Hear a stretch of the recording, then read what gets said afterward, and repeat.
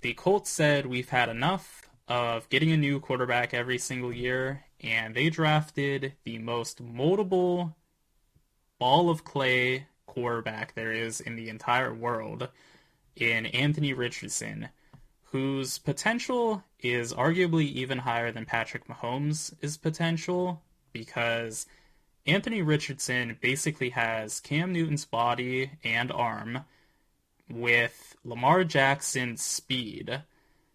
And yeah, his accuracy from clean pockets is actually pretty good as well. It's more so an issue of right now he does not have good fundamental footwork, and that can really be problematic, particularly when he's under pressure, as you see his pressure grade is the worst out of any of his grades. He really just gets flustered and doesn't really keep his feet where they need to be aimed at for an accurate pass. So right now there's a lot that is in his favor, but there's also so much that he needs to work on. So he is the ultimate boomer bust prospect, and I love the pairing of him and Shane Steichen though, because one thing he can do beyond a shadow of a doubt at an elite level is rush, and Steichen had so much success with Jalen Hurts as a rushing quarterback, and you just take that success and multiply it by, say, 2, and that's what you're going to have with Anthony Richardson. He is so fast, so powerful. He is exactly what you want in a rushing quarterback. And I think that actually really increases his floor as a prospect because, yes, he obviously needs to work on his passing. That is the most important thing for a quarterback, even in today's game. But he is going to be such a great rusher that no matter what, he's going to be able to supply that. Shifting to their offensive line, despite having a really good reputation by most, they are not really up to par, especially in pass protection, as they ranked 23rd in PFF's pass blocking grade, and they ranked a more respectable 13th in run blocking grade by PFF. But when you look at their talent, it leaves a lot to be desired. They have a pretty good tackle duo in Braden Smith and Bernard Raymond, but then the interior, despite having Quentin Nelson, is actually pretty weak, as Nelson hasn't been as good in recent years as he was to start out his career, and Kelly as their center has really regressed as well. Will Fries was never really a particularly good starter, so they have some real deficiencies in talent in the offensive line. They could be a good group, particularly if Nelson and Kelly can turn back the clock a little bit, but I'm not really expecting that. I think they're just going to be an okay line. And speaking of just being okay, their weapons, aside from Jonathan Taylor, are just that.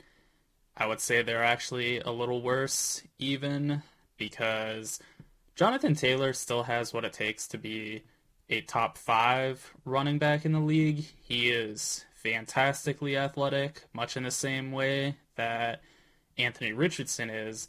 So there will be a great duo in the run game between those two, and Taylor still offers, I think, an untapped amount of potential as a receiver as well, so that duo is even better. But beyond him, there's not a lot to love. There's Michael Pittman, who is, I think in an ideal world, a number 2, but he is far and away the Colts' number 1 receiver. And then it gets kind of murky. There's Alec Pierce, who's still young. He just played his rookie season this past year, so the jury's still out on him. He didn't have a very good year, but the situation wasn't really conducive to success for him with the quarterback play. There's also Isaiah McKenzie, who is a good gadget guy, but not really much of a number 3 wide receiver. I think he's more so a number 4 that can come in for certain plays, but not really going to be a guy that defenses have to worry about too much. As is beginning to become a trend, as you can probably tell, Jelani Woods as a tight end also has unlimited potential, so there is some upside with him as a receiver. He had a pretty solid rookie year receiving, so there is that. Josh Downs is a bit more limited. He is kind of similar to Isaiah McKenzie in that he's only really going to do work as a slot guy, and his skill set's kind of weird. He's small, but really likes the contested catch, so I'm not sure exactly how he's going to do in the NFL. They have some talent, it's not really much compared to the rest of the NFL that have surefire number one receivers and more off of that. As far as their secondary is concerned, it's pretty similar to the situation for their wide receivers, as they have pretty good slot play, and they ideally will have a good outside number one corner in Isaiah Rodgers, but he is facing a gambling suspension, so there's no guarantee there. What is pretty guaranteed, though, is Kenny Moore is an ideal slot corner, nickel corner, I should say. He is a really good guy for any of the shifty receivers that get put in there, and he can hold his own against bigger guys as well. Their defensive back talent is pretty limited, though. They drafted Julius Brents, who will, again, ideally be their number two corner, but he may be forced to be their one, and asking a rookie corner to be entrusted with stopping the elite receivers of the NFL is a pretty tall task. Their safety duo, not really a strength. I would say it's towards the bottom of the league. It's not particularly strong as a coverage unit, and they're not really great tacklers either, so it's kind of hard to feel good about this bunch. In an ideal world, Moore and Rodgers are going to play nicely off of each other, but that's about it. There is plenty for offenses to attack. Moving to their defensive line, DeForest Buckner is a top 10 defensive tackle in this league, and he really gets it done just by being a massive human at 6'7", but he's great as a run defender and as a pocket pusher. He can really pressure from a variety of different techniques, but beyond him, it's a pretty limited defensive line as well. Grover Stort is a good run defender. Samson Ebicom is pretty good as a pass rusher. He's not an ideal lead edge guy, though, and that's what he's going to be if Kwity Paye and Dayo Adeyingbo don't take steps, as the pass rush is just very limited beyond Buckner, and they can all play the run pretty well, but it's just really going to be an issue to get pressure consistently with the limited talent they have as of right now.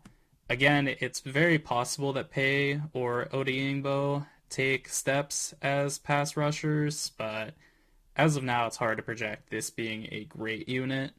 To finish off their roster, we actually have a strength of theirs, which seems pretty rare to say, because their linebacker duo of Shaq Leonard and Zaire Franklin is a pretty premier bunch. Shaq Leonard is a top 5 linebacker in the NFL. He really excels at forcing strip fumbles, and Zaire Franklin is no slouch himself. He's a pretty good do-it-all linebacker that's a lot less spectacular than Leonard, but Leonard is hard to compete with, so it's totally understandable for him to be the clear number 2 in this situation. They end up being, I would say, about a top 10 or so linebacker duo in the NFL. There are definitely some stronger linebacker duos that have less of a transition from their number 1 and number 2, but this talent is really definitive for the Colts. Finally, for their coaching, it's always hard to predict who's going to be the next great coach in the NFL, but I think Shane Steichen has a really good resume and is very much so deserving of being the head coach for the Colts. Yeah, the Eagles had about as much talent on offense as anybody this past season, but part of being a coach is just making sure everybody excels at what they're good at, and I think Steichen did a good job of putting everybody in the right position and never really getting in the way of his players, which is not always the case for coaches of teams with a lot of talent. So I think Steichen is a really good coaching candidate for the Colts. I think he should be able to get the most out of his offensive guys, and he's been doing it for a while now because he had success as, I believe he was the quarterback's coach for the Chargers. He was some sort of assistant for them with Justin Herbert as well, and he had success there too. So I think Steichen is a really nice hire, especially considering he knows how to work with mobile quarterbacks such as Richardson. Those are my thoughts though. Be sure to let me know what yours are, and also be sure to like and subscribe for more NFL and NBA content.